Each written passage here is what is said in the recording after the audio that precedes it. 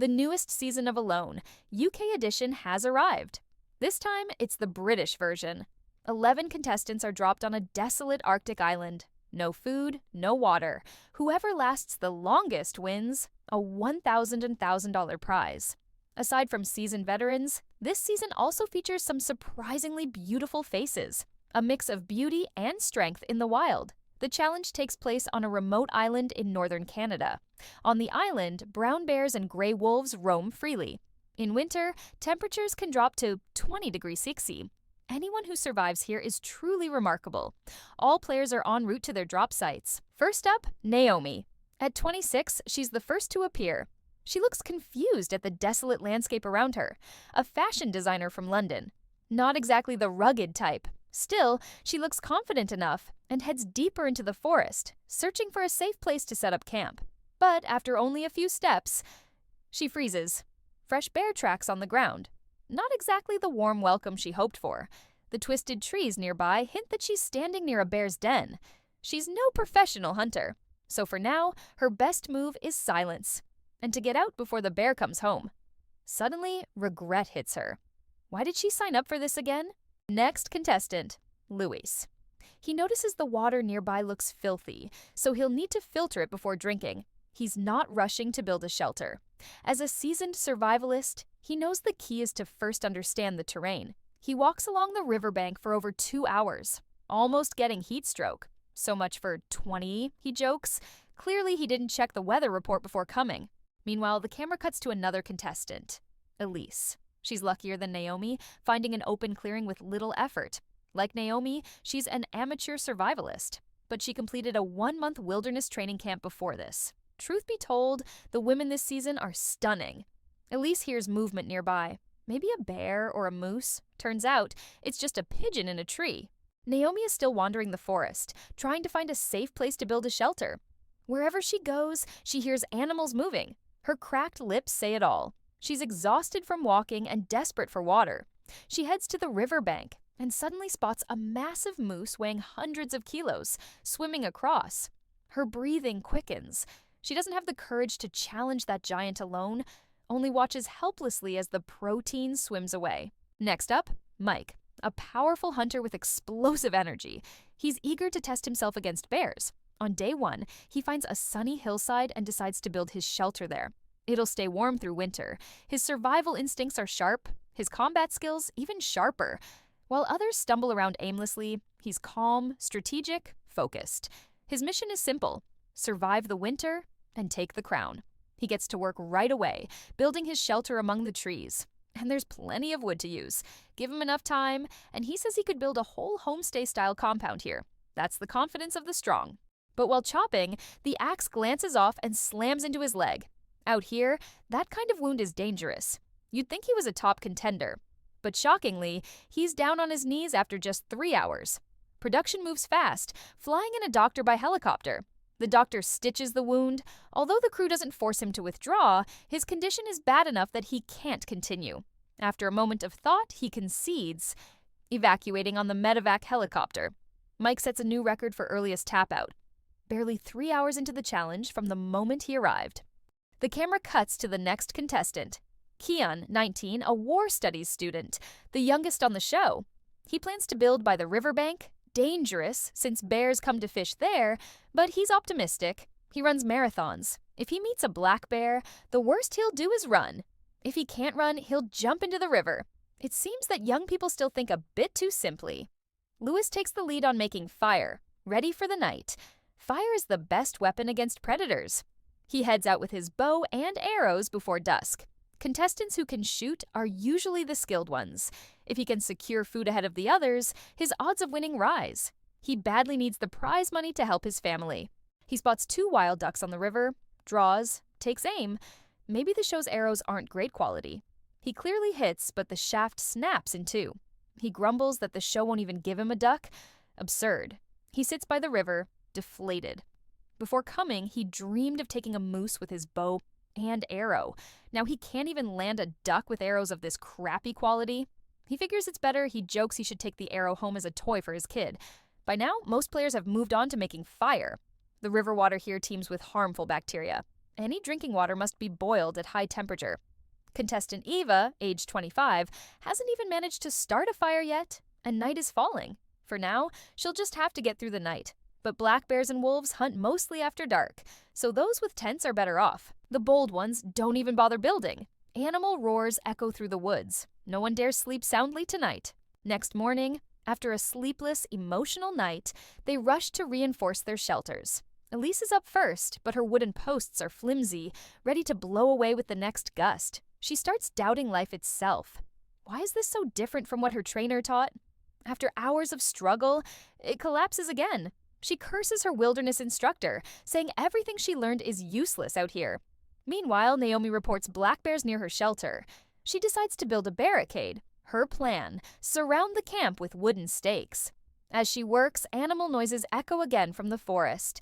She speeds up, terrified. You can see the fear in her face. Soon the frame of her camp is complete. Elsewhere, Eva wakes early to try again. She spent all yesterday afternoon failing to make fire. Now she's severely dehydrated. If she can't boil water soon, she'll have no choice but to quit. Maybe heaven takes pity on her persistence. After 2 hours of rubbing fire sticks, a spark finally ignites. She quickly boils a pot of water to regain strength. Next contestant: Alan, age 43, a forestry manager. By day 2, hunger saps his will to work. He wanders the forest for food. After a long search, he resorts to peeling bark. The inner white layer is edible, though bland and barely nutritious. But for survival, taste doesn't matter. After eating bark, he scouts for a campsite. He finds a good spot. With minor adjustments, it could be a sturdy home base. It'll save him a lot of energy. Meanwhile, Lewis heads to the river to forage. He doesn't catch any fish, but digs up a bunch of cattail roots. He thinks it'll make a nice breakfast. But once cooked, it tastes worse than dirt. At the same time, Kian still hasn't chosen a camp location. He slept by the river last night, and now realizes he's terrified. He finds a pile of bear scat in the woods, full of berry seeds from its last meal. He finally locates a wide clearing, but he's too exhausted to go on. Hasn't even felled a single tree. Meanwhile, Naomi's shelter is complete, and she heads to the river for a bath.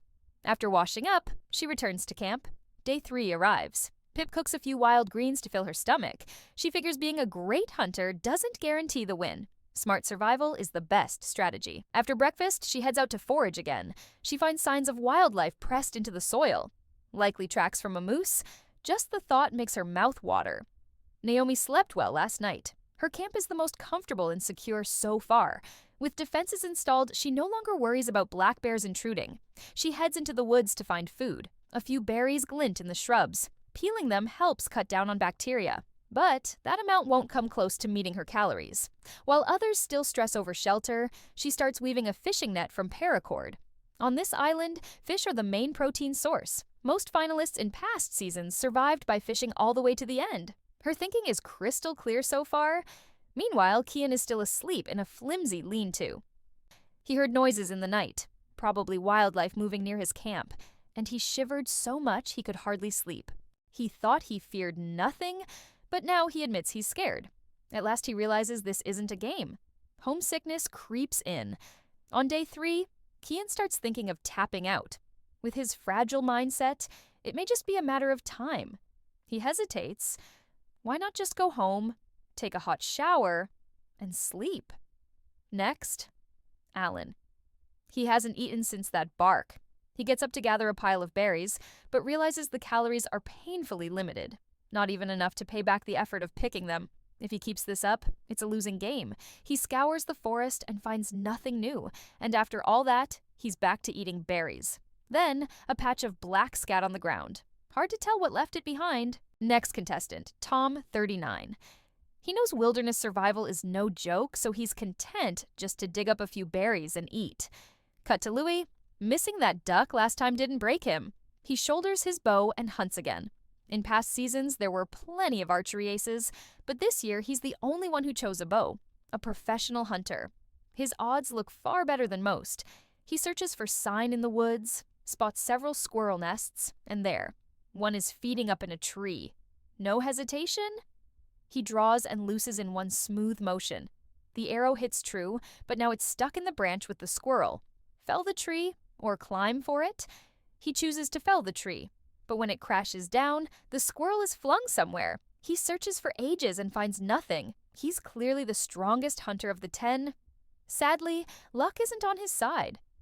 In frustration, he settles for digging berries like everyone else. It feels like this UK cast is truly middling. They're on a small island near the sea. Grabbing a bit of seafood shouldn't be hard. The women may lack raw strength, but their thinking is more flexible. Eva starts making a fishing net. She knows her limits. Hunting a moose isn't realistic for her, so she weaves a net and tosses it into the river. Laura tries a hook and line. Good idea. Terrible execution.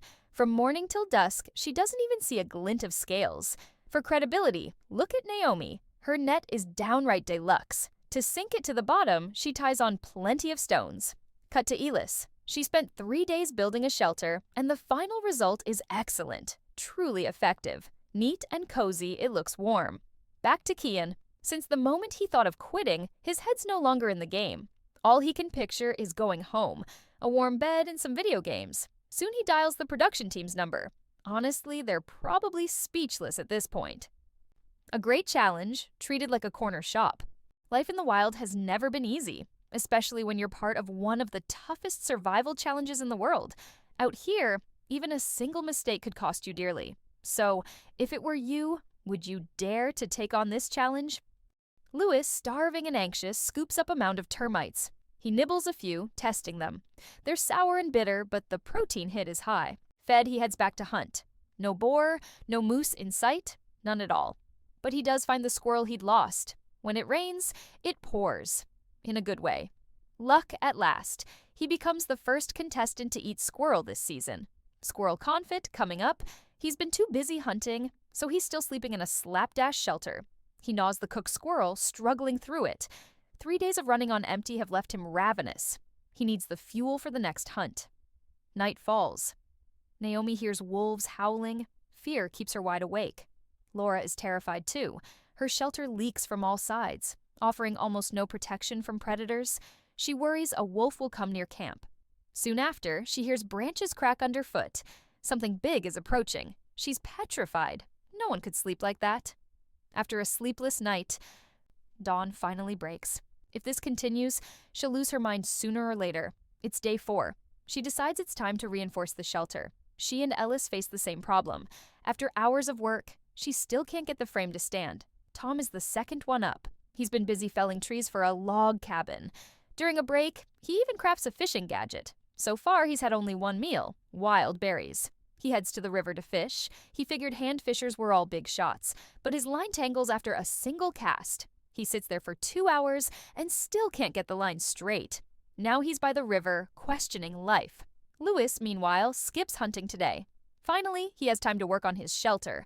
Felling logs drains his energy fast. Luckily, he fueled up on squirrel yesterday. He won't quit until he's built a proper, comfy camp. He wrestles big trunks into place, but the new palisade collapses at a touch. Each log weighs several dozen kilos. At this rate, it might take a year to finish the camp. No food, no work, he thinks, and boils the squirrel bones into a rough broth from yesterday. He knows hunger will return once he's done. Not a scrap of meat goes to waste. Elsewhere, Naomi forages in the forest. At her feet lies a pile of moldy carcasses, a sure sign a predator is nearby.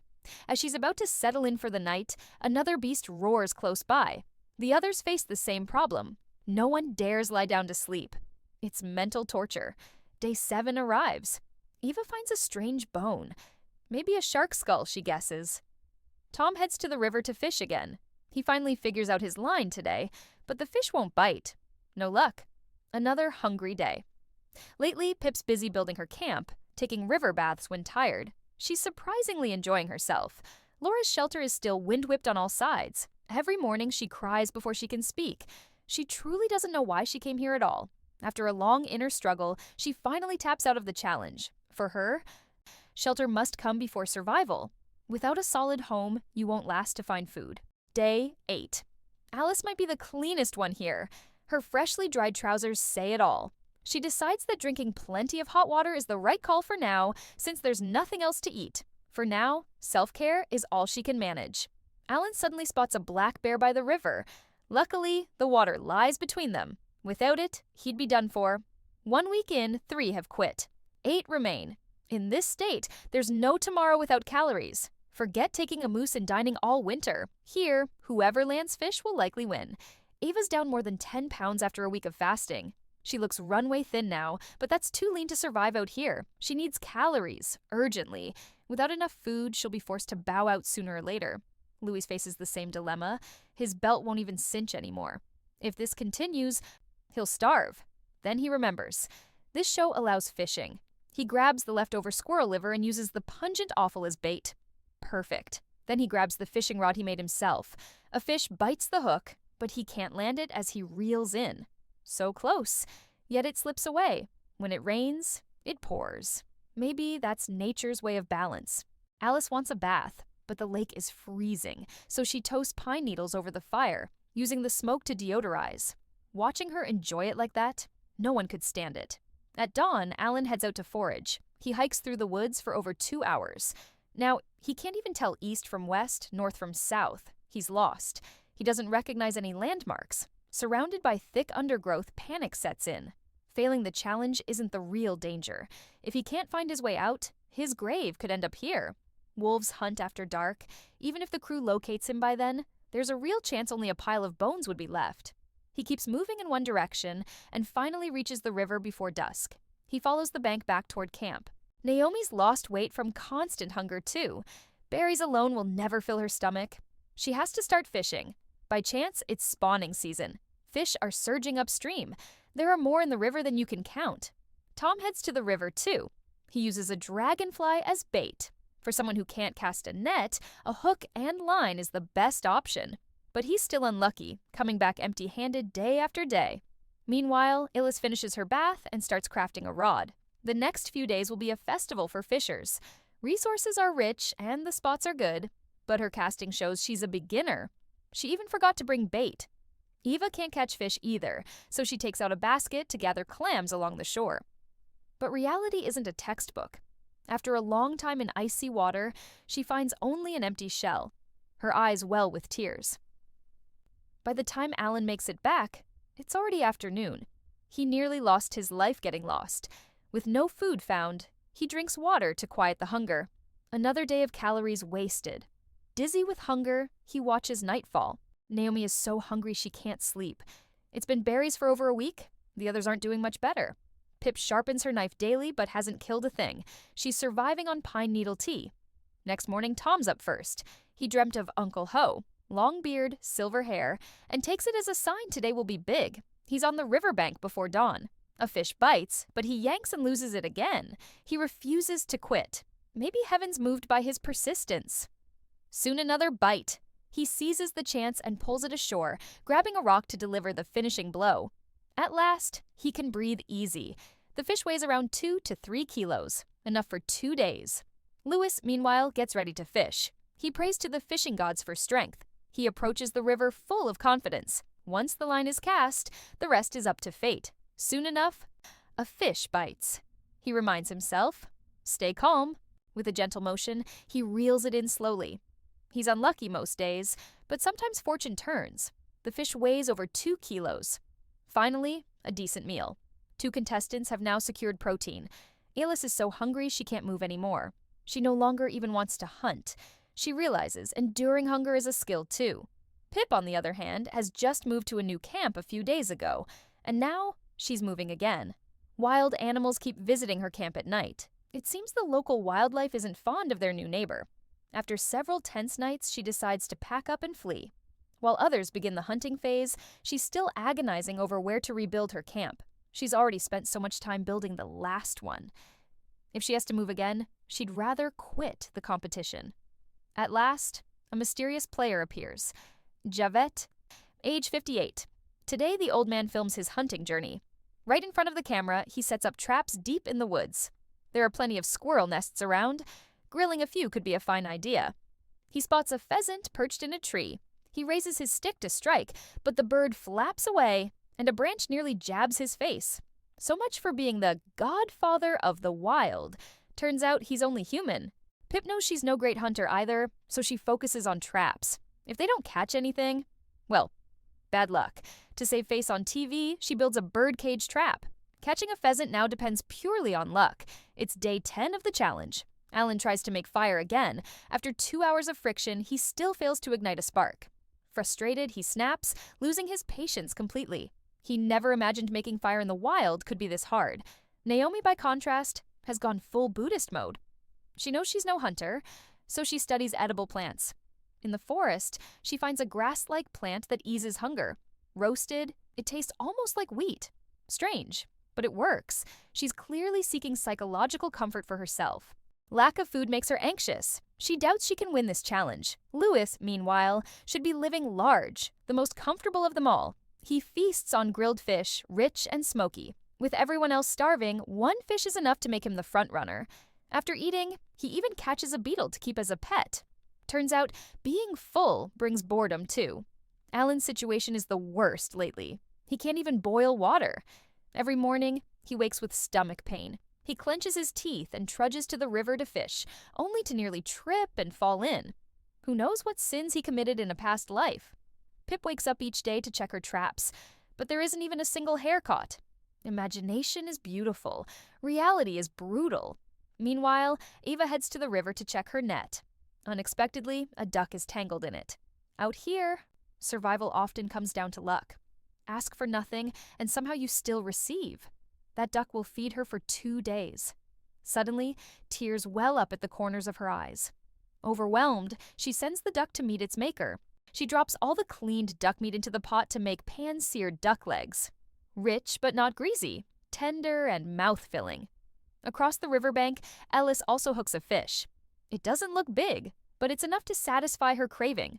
She lights a fire and grills it on the spot. As for Naomi, her only task after waking is chopping firewood. With no food to warm her stomach, she can only warm herself by the fire. Then she remembers it's been days since she checked her fishing net. She heads to the river. There's a fish in the net. She doesn't overthink it. Back to camp, onto the pan lid it goes. She can't believe she's chewed leaves and roots for over 10 days. And today she finally gets meat. The only contestant yet to taste meat is Alan. In the wild, you use thick smoke to mask your scent. They say it wards off both predators and insects. Day 12 arrives. 3 contestants have already quit. 8 remain, still hanging on. Well fed lately, Lewis is in high spirits. He keeps hauling in fish, singing and humming every day. Naomi's cheerful too. She caught a fish yesterday, her first protein-rich meal. At dawn, she washes clothes by the river. She's on her period and worries the scent of blood might attract predators. After rinsing them, she boils them again in hot water. Javette, on the other hand, sleeps in till noon. With the weather turning cold, most black bears have begun hibernating, so he no longer fears a midnight bear visit. Alan finally catches a fish, rekindling his will to fight and survive. Next goal, build a camp that can withstand the winter. With food in him, his body feels different. He chops wood faster. But building a shelter is a long-term project. He must ensure a steady protein supply, so he spends half the day fishing. His luck is good today. He soon lands a big fish. That should fuel 3 more days of hard work. Back to Eva. She's showing off her camp on camera. In truth, it's just a tarp and a sleeping bag. Pretty shabby compared to the others. But her survival strategy is energy conservation. By saving effort on shelter, she can last longer. The one in the most danger right now is Elis. For 2 days, she's had only a small fish. Now she's hungry all day. All she can do is keep trying to fish.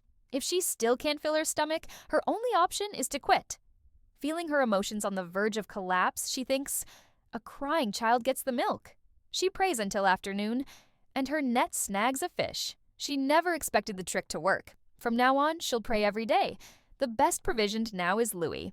He's stockpiled plenty of fish at camp. After each meal, he goes out for a stroll, doing his best to find small joys. By nightfall, Naomi hasn't looked well lately. After all, there are a few days each month. So she turns in early. But a black bear catches the scent and comes. It paces back and forth outside her door. Thankfully, her shelter is sturdy and the bear can't get in. Meanwhile, Alice is pan-searing fish. The aroma is piping hot. Day 13, Pip is upgrading her shelter. She packs branches and moss around the walls, not very solid, but mainly for warmth. She picks up 2 empty bottles, ties a string to them, sets them by the shelter, so she'll hear the clink whenever animals approach. Last night, Naomi was terrified of the bear. She saw it come right up to camp. The first time she's seen a bear at such close range. Today she'll upgrade the shelter, installing a door for the camp, so solid she won't fear even an elephant. Her daily calorie burn far exceeds intake. There isn't much to eat, yet she works harder than anyone. Louis retrieves fish he stored underground. Overeating is its own concern. He cleans the fish he's pulled up, luckily no spoilage yet. Back at camp, he cooks a pot of fish soup. A good day starts with a good meal. He hangs the rest to smoke and dry on racks, eating the quick-to-spoil bits first. He's even put on weight lately. While others go hungry, he's the only one with reserves. Naomi keeps perfecting her shelter. She's in for the long haul, so she plants a veggie patch beside it. Her bed is layered with thick leaves. She even spreads moss across the roof, prepping to survive the winter. Tom, too, builds himself a plush log cabin. Arctic winter is no joke, but he still lacks steady food. He wants to keep hunting. Alan heads to the river to fish again. He's usually unlucky, but lately his luck has turned. Today he lands a big one, brings it back, cooks a huge pot of fish, and smokes and dries the rest on racks. 2 days ago he was about to tap out, figuring he'd either feast or go home. Now he's the second with real food reserves. The fish stew isn't exactly tasty. Hard to describe the flavor, but there's no choice. Louis also starts winter prep. He's felled many trees to renovate the shelter, calling it a shelter makeover, mostly to keep busy and maybe slim down. He even plans another tattoo. As the saying goes, when you're full, you get restless. Eva is out gathering firewood. Suddenly, dark clouds roll in overhead, a sure sign a heavy storm is coming. Time to test how waterproof everyone's shelters really are. Those with the more luxury builds are downright excited. All that effort might finally pay off. At night, the wind howls outside. Eva's little tarp can't stand up to it. Gusts whip the trees back and forth, leaving players too scared to sleep, worried a trunk might fall on them. Only Naomi sleeps with an easy mind. She says even if a tree falls, it won't crush her shelter. Tom is the first up the next morning. Downed trees ring his camp. The chaos makes him shudder. Over at Louis' spot, it's the same story. Lots of trees toppled near camp. He sees a chance to catch squirrels and sets traps all around. He's not short on food and water now, but a change of menu is nice. The squirrels have no idea they're in danger. The roughest night belonged to Eva. She didn't dare sleep at all. After all, her shelter is just a piece of fabric. One stronger gust and it would blow away. Most others have eaten fish by now. Only Javette hasn't so much as touched a scale. Yet he still heads to the lake to fish daily. It's become his routine. As for Alan, he's been living easy lately, eating fish until he can't anymore. And now his stomach hurts. He suspects parasites, and he's no longer as cheerful as 2 days ago. He starts to waver. Should he tap out? Meanwhile, Naomi's period isn't over, and she worries the blood scent will bring the bear back. She wants to bathe, but it's too cold, so she uses smoke instead, which can mask scent effectively. Over to Pip, her daily grind is shaving inner bark and making tea. That she's made it this far is a minor miracle. But lately her mood's been low. She misses her husband and kids. Most survivalists get this way. It often signals a tap-out isn't far off. Even though Lewin isn't worried about food now, his mood swings too. He snaps over the smallest things. Today, he checks his traps. And surprised there's a squirrel, he realizes a good life needs both fish and meat, every meal if possible. He's on the right track. But his headspace is fragile. He needs daily tasks to keep from overthinking. Otherwise, the mind wanders. By evening, Naomi finishes a smoke bath and hopes for real sleep. But no, a black bear still prowls near her camp. It's become an obsession. Day 15. Pip grows more despondent. She sits by the river and breaks down in tears. Once a survivor's emotions collapse, there's rarely any coming back. She decides to withdraw from the challenge. She could survive by eating roots and scraps each day. But her unstable mind sealed her fate. With Pip gone, only 7 players remain. Except for Eva, who's idle, everyone else is improving their shelters again. Jarvis still fishes day after day. Maybe it's time he asked himself if his fishing skills are the problem. Another empty-handed day again. He starts thinking of his family, and the thought of quitting creeps in. Louis, too, faces serious mental strain. Today his mind wanders endlessly. The days filled with fish no longer satisfy him. Instead, he feels irritated each day. Half a month alone in the wild? The loneliness hits hard. The idea of quitting crosses his mind.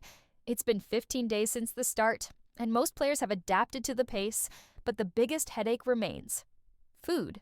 Day 16 arrives. 7 players remain, and winter is closing in. Tom finds the river frozen solid. If the water freezes, food will be even harder to find. Even the leaves are coated in ice. Naomi shivers, joking she needs a man to keep her warm. Eva spots birds migrating south, and even the berries have turned. She circles the island, finding nothing. Food is scarce now. Tom turns to fishing in the river again, noticing the water level dropping fast. A sign fish spawning season is over. Catching them now is tough. He heads into the woods for luck instead. He spots a pheasant in a tree, but forgot his bow and arrows. He can only stare, drooling. He ties a cord to a branch to make a snare for the pheasant, but it's unreliable. A waste of effort. Elis, meanwhile, hasn't eaten in days. She's lost 10 kilos in just over 2 weeks. Her fishing net yields nothing again. Compared to others still starving, Alan and Lewis live in comfort. They haven't even finished their stockpiled fish. Old man Javate finally gives up on fishing, wanders the forest, spots a squirrel, but leaves camp again without a weapon. His shelter is sloppy. It's been half a month without a single catch. At this rate, he'll be the next to quit. He vows to change his situation, but his net's still empty. The disappointment hits hard. "What's the point of living like this?" he mutters. After all, he can't hunt or fish. Louis, who buried fish underground earlier, just digs some up when he wants to eat. He's even handy with a bow, so by all accounts, he might win it all. If not for one big problem, his unstable mind. After eating, he forces himself to work, the only way to silence restless thoughts. He chops every branch near camp, so when he wakes, he can see the whole clearing around him. He even built a gate for his camp, but after doing all that, his thoughts jumped straight to his girlfriend. Tears wouldn't stop rolling down. He wondered if her close guy friends back home were taking good care of her. His hunting skills are the best of the entire cast, but his heart is thin glass, easy to crack. He wants to go see her, yet he's torn by the $1,000 prize. He's truly conflicted. Sometimes having plenty is its own problem. If he hadn't stockpiled so much, he'd probably still be out hunting. Ellis, on the other hand, has no such worries. She's never once eaten to fullness. She's grown used to hunger. Now she must face the coming winter. Nami is hungry every day, but she's obsessed with improving her shelter. No time left for pointless thoughts. Lately it's freezing, so she plans to build a fireplace inside the hut. Meanwhile, Tom has the same idea. He hauls back a pile of stones to make a stove. Key materials for a hearth. Eva is still taking it easy at camp. Of all the players, hers is the simplest shelter. She figures a place to crawl in and out is enough. She sees tree felling as too exhausting. She hasn't caught any fish lately either, and the hunger has become unbearable. Just thinking about it makes her heart ache. Tears suddenly spill out. Louis steadies himself again, bow in hand, off to hunt. If he keeps busy, he won't dwell on the dark thoughts. And he'll be fine, so he forces himself to move. He pushes through the forest to the river. The river's roar calms him down. After all, life's been good to him lately. At last, he sets the satellite phone aside. If Louis's heart is fragile as glass, then Alan's must be made of brick. He spends his days content at camp, mind steady and calm. Tom's shelter is crawling with mice, a chance to fill his belly. Louis sits in camp staring at his girlfriend's photo, looking utterly lost. It's now day 17. Alan's food reserves are running low, so he heads out to scavenge. Since he can't catch fish, he tries digging for clams. The water is near freezing, but he strips down and jumps in. He gropes around for ages and doesn't find a single shell. He's not just frozen stiff, he also scrapes his foot on the rocks. Tom starts crafting mouse traps, just a few sticks and a stone. Simple but effective. Elis still pins her hopes on her fishing net. But today, not only are there no fish, wind and waves tear the net to shreds.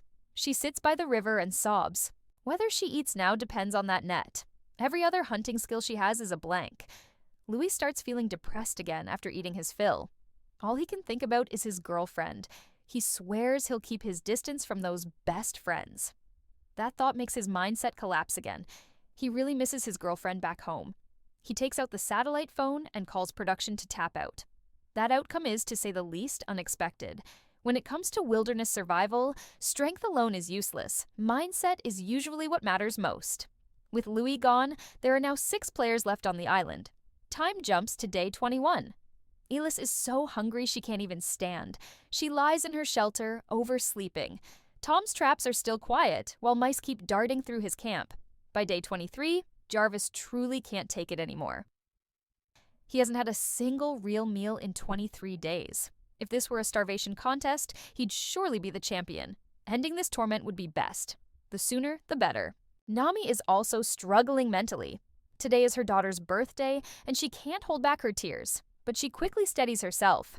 At this point, Alan looks like the front-runner. His toughest rival, Louis, has already bowed out. He's currently the only one with stored food. Plenty of pheasants wander near his camp, but he doesn't know how to use a bow. He can only watch them strut right in front of him, tears welling up in his eyes. He quickly whips up a bird trap from branches. Whether it catches a pheasant comes down to luck. Tom's trap finally pays off. He harvests a squashed mouse. A feast, relatively speaking, he quickly skewers it to roast. Perfect timing, he's starving. This puts him back in the running for the survival crown. Once your mind cracks, the slide is unstoppable. Nami's been unstable these past 2 days, crying daily before her daughter's photo. Unstoppable thoughts keep rising in her heart. She reasons that, logically, thinking of family should give you drive. But from another angle, it also makes quitting easier. The producers allow each player to bring one family photo, which is, in truth, a trap. Most contestants who look at it end up tapping out. No matter how strong you are, everyone has weak moments. Nami makes a frame and hangs the photo by her bed. As for Eva, things aren't much better. She never reinforced her shelter from the start. She said, just a place to crawl in and out is enough. But her tarp leaks, drafts cut in from every side, and the cold is unbearable. In the end, she chooses to quit. Out here, life has beaten her down. With Eva out, only 4 players remain. Alan checks his bird trap, but there isn't even a single feather. He's starting to panic. The dried fish he stored is gone, and from today on, he'll be hungry again. Among all the players, he used to be the most carefree, but now even he's mentally breaking down, thinking of quitting. Maybe, to keep players from giving up too soon, the producers send a message. They've made it to the semifinals. Once everyone realizes only 4 players remain, they celebrate like striking gold. Those ready to quit moments ago are suddenly filled with hope again. Victory now seems within reach. You could say, the show knows exactly how to paint the pie. Naomi's love sickness is instantly cured. That motivation is better than a slab of roasted lamb. As the weather grows colder, the challenge enters its most brutal phase. By day 25, all 4 remaining players are just one step from victory. Those who once planned to quit decide to hang on, go home empty-handed, or strike it rich. In previous seasons, the producers never told players how many remained. This season's exception is pure desperation. Without encouragement, everyone would have quit by now, a total production disaster avoided. Historically, each season lasted only about a month. A short time frame, but still, with these contestants' condition now, it's hard to say if they'll even make it that far. After waking, Naomi checks her fishing net. She hasn't eaten protein in a week. The river's level keeps dropping as winter deepens. Fish are getting scarce. The net alone won't cut it anymore. She tries line fishing instead. Luckily, she actually lands a big one. Meanwhile, Ellis, after hearing she's in the semifinals, decides her starvation tactic works. She smears a bit of clay on her face and keeps fasting. Tom still fishes at the river daily, but never catches a thing. Fishing is pure luck, and maybe in a past life he was African. His face darkened beyond reason. Alan, on the other hand, hasn't stopped eating daily. He even complains the fish are too fatty, too oily, afraid of getting high cholesterol. So he dries most of his catch into jerky. Days go by. Elis is still starving, though her endurance hasn't yet broken. Tom, however, can't take it anymore. By day 28, Alan finishes off his food reserves at midnight. Too hungry to sleep, he realizes fasting isn't for him. When I'm hungry, he says, my knees crawl. He starts missing his wife. Gradually, he begins thinking about quitting the challenge. He decides to leave it up to God. A few days ago, he set multiple traps in the forest. If any caught something today, he'd stay in the game. But when he checks, nothing in any of them. That last bit of hope collapses. Without hesitation, he calls production and taps out. No skill for starving it out. He bolts immediately. In truth, he was the front runner. the most likely to win because he was the only one consistently taking in protein during this stretch. Most surprising of all, even someone like Alan has been eating fish often. And yet the rest can't take it anymore. Ellis, starving for over 20 days, checks her traps. Still not a single hair caught. She's unsteady on her feet now, and at that moment, she gets lost. If she can't find her shelter again, she could easily freeze to death out here. Thankfully, she spots the marks she carved on the trees, and after making it back to camp, she lies down again. Nami heads to the river to check her net. To her surprise, there's a fish caught inside. She takes it as a sign she could be the champion. She preps the fish and drops it in the pan. Crispy outside, tender within. So far, Tom has gone a full week empty-handed, which forces him to give up on fishing. He heads into the woods to check his traps. Something's been visiting them. But frustratingly, still no catch. Anyone else would have packed it in long ago. It's admirable how he's held on this long. Even with every trap failing, he stays calm. He knows to see a rainbow, you have to weather the rain. Day 29 arrives. Now that Nami's eaten well, her mind starts to wander. She worries about her daughter back home. Truly, in the wild, eating too much can be a problem. Nothing distracts you like a full belly. Day 31. Nami's so heartsick she can't take it. As a mother, she hasn't seen her child for a month. It's torture for her. After much thought, she decides to tap out, and honestly, lasting this long is no small feat. Only through a gauntlet of trials does a person become truly strong and seasoned. Now just 2 players remain on the island. Tom stays upbeat. He can't even tie his waistband anymore from the weight loss. But physically, he's still holding up. Right after Nami bows out, Tom finally lands a big fish. Seems he isn't unlucky. His luck just shows up right when it counts. Truly, a bite when starving beats a feast when full. That fish arrives on time. Ellis, meanwhile, is still lying in her shelter. She no longer has the strength to stand and hunt. One by one, the well-fed have quit, but she's endured 3 square meals of pure hunger to now. Day 32. Alice truly can't take it anymore. She has no idea how her opponent is doing. Maybe gorging on fish and meat every day. No matter how tough you are, you're still human. After thinking it through, she chooses to withdraw. It hurts to do it, but your life comes first. The prize money can go to whoever wants it now. After 34 days, Tom gets word from production. He's the winner of the season. He's over the moon, which means his persistence has finally been rewarded. He can't believe what he's hearing. Thinking about that $1,000 prize laid out in front of him feels like a dream. As the production helicopter slowly comes into view, his wife arrives too. Though luck rarely favored him, he kept a positive, upbeat attitude. To him, if a hunt fails once, try a second time. If twice doesn't work, try a third. In the end, he proved himself to everyone. This season of Alone in the Wild ends here. Let's see what the others are up to now.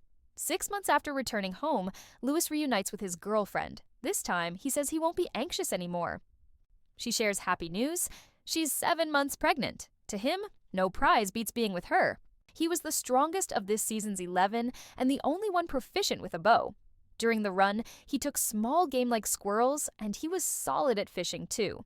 His only enemy was the emptiness, the loneliness, and cold. Since Ava packed up and headed home, she's become even more addicted to bushcraft.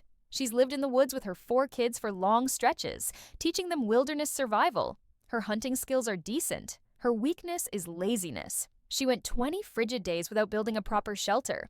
Alan's much the same, camping in the forests with his family, eager to teach them survival skills. His hunting is average, but his luck is far better than most. It's a pity he didn't hold out longer.